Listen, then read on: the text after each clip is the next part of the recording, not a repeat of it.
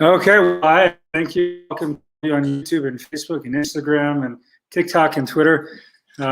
Welcome to all of you here. I apologize to everyone here, but just a quick plug to those on Facebook right now. We're going to do something amazing tomorrow. Stay tuned. That's all I'm going to say, but you'll know when you see it. Okay, so tonight, I have to just text Sarah when to come. Don't mind me. Just 30 minutes from now. Sorry.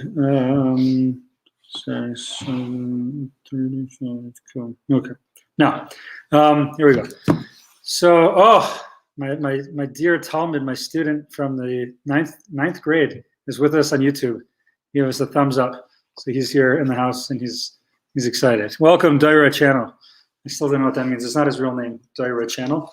But anyway, so we are learning Pirkei Avos, and we've done a couple.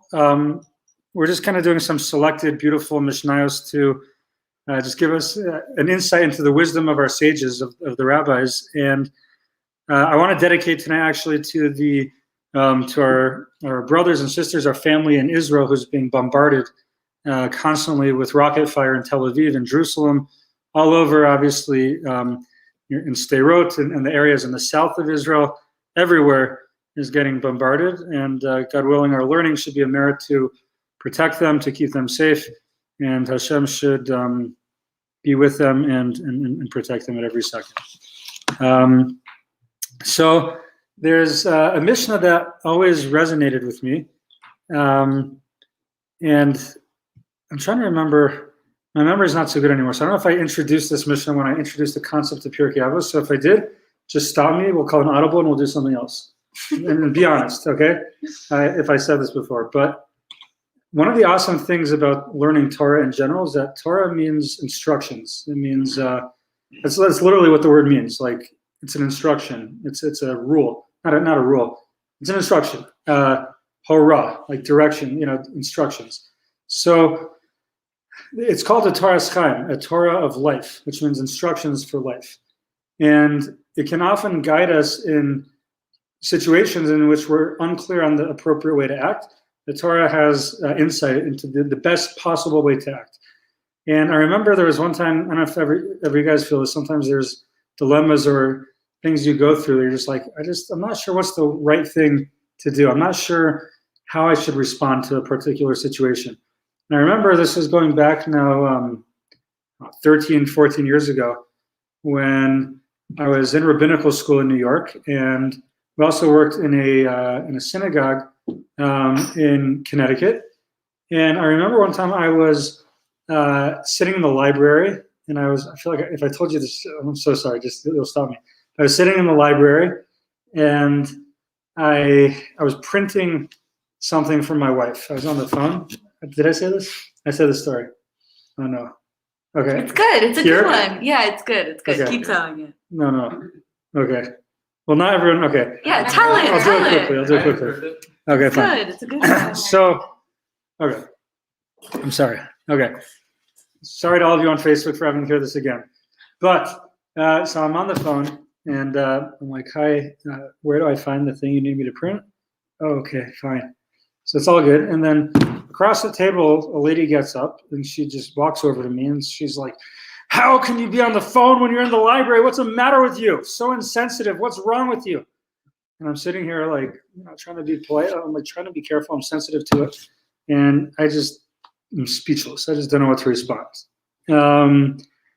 Another example, today, middle of TikTok, just expressing that it's messed up to shoot rockets at civilian centers. Pretty basic. And I get some comments. What is this? I'm sorry. One second. Israel is at war with Palestine stealing land. What do you expect? Flour. They're throwing rocks. Didn't work. These just comments that, yep, in Israel, government continues to do so as millions of Jews around the world support the BS, pathetic, they're coward. Just a lot of not such nice things. How many views do you have on TikTok? I'm kind of like a big. He's the TikTok rabbi. Kind of like a. The TikTok rabbi. This one's only 5. The real TikTok rabbi. Well, he's coming on Shabbat. Oh, so now, yeah, you can follow the real TikTok rabbi. This one happens to have 600. My record, Sarah starred in it actually, 25,000. Tomato did. We made another great one where we did a little skit at McDonald's. There was this great TikToker guy who makes like rap songs. Says, "Welcome to McDonald's. What's your order, yo? Can I get an Oreo McFlurry, yo? It's not working right now. It's broken. Can I get you? I'll show you. One second." Welcome to McDonald's, what you order? Can I get an Oreo McFlurry? I'm not serving ice cream right now. It's broken at the moment. Can I get you something? Oh, I know you gonna say that. Let me go into my 7-chair the bag. So you gotta calm down and accept that. I know your ice cream machine working, yet it's all cash. I'm not lying, it's broken. Well, it better be, cause I ain't coming in. Okay. So that one was 2,600. So I dabble. Yeah. Okay, fine. It'll grow. 2,600 now. Okay. Most of them are for me, I will confess. But anyway, so how do you respond to the hate, right? Like, what's the right way to respond? And then so it was 24 hours after this incident in the library, someone comes up to me. I'm working in a synagogue, and I walk down the stairs to get a tallis for the youth minyan, and I drop it. It falls out of my hands, and I'm like, what? It drops from my hands. Someone comes over to me, like out of the blue, says, "Why are you dropping a tallis? What's wrong with you? You're so insensitive. Like, what's the matter with you?" And I'm like, dude, I'm like a rabbinical student. I'm not trying to like desecrate your holy objects. Like I get it, Like I'm a person, I'm kind of a klutz. I dropped it. Like, it's not a Torah scroll where you have to fast for a lot of days. Like, it's a tallis. Like, we try not to drop it, but it's okay. Calm down. And like, how do you respond? So that afternoon, I was learning with some high school kids, and we saw the following Mishnah. And I think it might instruct it.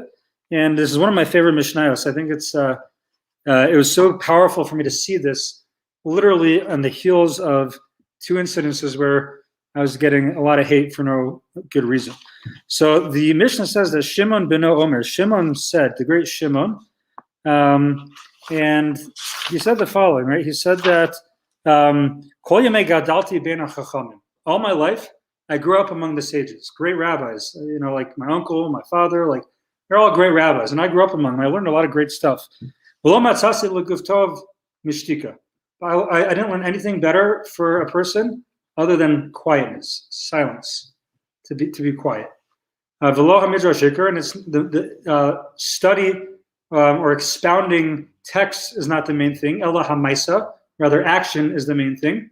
And the more you talk, the more you come to sin. So we have to analyze those second parts of this in a minute. But I wanted to start at least with the first part. That what does it mean silence is the best thing for a person? What does that mean? What would you guess if you had to, like, what do you think he's talking about? Like, I mean, you go to the movies and like you don't talk. What do you think it's talking about? If you had to, yeah. Well, I think it's probably talking about not doing lashon hara. But I would rather interpret it to be you're on top of a mountain, considering the location we are. So. Okay. On top of the mountain, it's silent? Yeah. It's like okay. On top of the mountain, it's just pure silence. And it's just an amazing feeling. Yes. Beautiful. Beautiful. I love it. And actually, this is fun, like learning this, because every time, this is like probably the main thing when I study with people one-on-one. This is probably one of the main things I study with them, this text. And I've seen this Mishnah, I think last week, Lily taught me something I never thought of before. And the way you just said it, it couched it in a way I never thought of it before, but it makes a ton of sense. Because he says, the thing about not saying lashon hara, meaning don't speak bad about other people. This is not something that we do. And what you just said makes a lot of sense, because at the end of the Mishnah it says if you speak too much, you come to sin. Meaning it almost sounds like be quiet, because otherwise, meaning it fits with that last passage. So I like that a lot. Like we cannot speak about other people. This is like a very basic tenet in Judaism that a lot of people like don't always understand. Right? It's like not a thing like you got the coffee machine and you're like, blabbering about like your colleague. It's like not a thing. It's like not something that we do. It's like a very, very, very problematic to do that. and definitely not something that's advisable. But I love what you said also about like being on top of the mountain. Like you take your epic Sinai pass, you go to the top of the mountain with your book, and it's silent, and you're learning, and you're getting hours from my team. And but I feel you. I remember actually on the Shavuot Tone, I remember I took I think it was like a blue moon, and I put it in a water bottle, and so like I won't get in trouble, so no one would know. I don't know if you're allowed to do that. And I sat by the river on Shabbos with a Gemara, and it was like Gan Eden. It was like heaven. Yeah, the science. Oh, it's amazing. And I never thought of that either, honestly, until about a year or two ago when I read a book that Alex and I started reading as of a couple of weeks ago called Everyday Holiness. And he writes about the Musar attribute of solitude, of silence, solitude. This idea, I think it's so relevant today more than ever before, perhaps. But he actually goes through this idea of silence as like a necessary like thing that we should strive to get more in our life, more time with ourselves, more quiet. I read this concept also in a book called Deep Work by a guy named Cal Newport, where he talks a lot about like productivity and diving in deep into your work. And the problem is like a lot of people in their companies, they're on Slack or, we're dabbling with Asana, but we have WhatsApp, we have Messenger, we got texting, I have 6 tabs open on my thing. Gmail is always open. One of them, always going back to check the Gmail. Every time you go check your mail, it takes another like 5 minutes to get back in the zone to whatever you're doing, like the way your brain works. So we need like solitude. We need silence. We need to turn off the notifications of this thing. I actually went through recently about a year ago, and I literally knocked off like 95% of the notifications from my apps. Because a person needs that in order to have like a peace of mind. It's like I felt like I was anxious and always jumpy and nervous and never at rest up here. Like the brain's always churning. And it's important to strive for that solitude, that silence. And in this book, Deep Work, actually, I think it was Abraham Lincoln during the Civil War had like a compound outside of the White House with like, where it was just him and nothing else. And he also writes in this book that like authors and playwrights and screenwriters, and novelists, they'll sometimes like rent an apartment with no internet, and they'll just like write. There's nothing else to do. I remember a couple years ago I switched this baby out for a dumb phone, and I remember one time I was meeting someone at Starbucks downtown, and I forgot my computer. I just had my dumb phone, and I felt like I don't know what to do. It was weird. It was like so I just started like observing people, and it was pretty jarring what I saw. I felt like I was actually present and like alive for the first time in a while, and I saw people. It almost like if you were an alien from outer space and you just observe people. It's like this was like our battery, and it had to be like on your person for you to function. And it blew my mind, like what I saw. And then, of course, I came back to this, and I'm still working on it until today because it's a real challenge.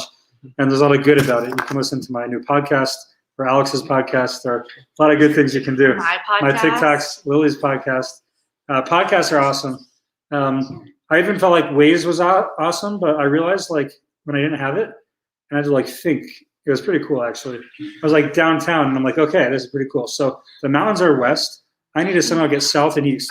So I just started driving south and east, and I got home. It was like to like use your brain in that way is like we can do that, guys. Like we're thoughtful, intelligent human beings. So we can do that. Also, I was thinking, and I'm contradicting myself by imposing right now, but the quieter you are, the more opportunity you have to listen to others. Yes. So I think that might be something that he's speaking about after he's growing up among the sages.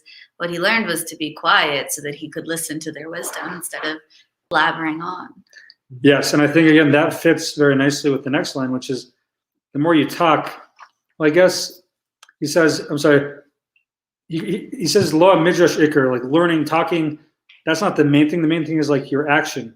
So like rather than like just prattle away, better take it all in and be inspired to action, like through what you take in. Yeah, I love that. And yeah, I think for a person, like, it's a very great attribute to in a relationship to be a spouse, is that ability to listen and to communication is important, and you have to talk as well, obviously. But that ability that you don't always need to be the one talking, because you want to be absorbing and listening to what the person is telling you, is a very important aspect of any relationship. Which these things make that harder because there's always the lure of what's in your pocket as your loved one is speaking, and it's a real challenge, but something to strive for, to work on. But yeah, very important. Yeah. And also, like, kind of going back to Ryan's point about like no lashon hara, I think it could also really mean like just think really hard before you speak. Don't just like let words bubble up. You have to think about what you're saying. Yes, absolutely, yeah, 100%. It's so quick to respond. It's so easy to respond, and I probably said this. So that leads me actually into the next point, which is actually what the Bartanura explains.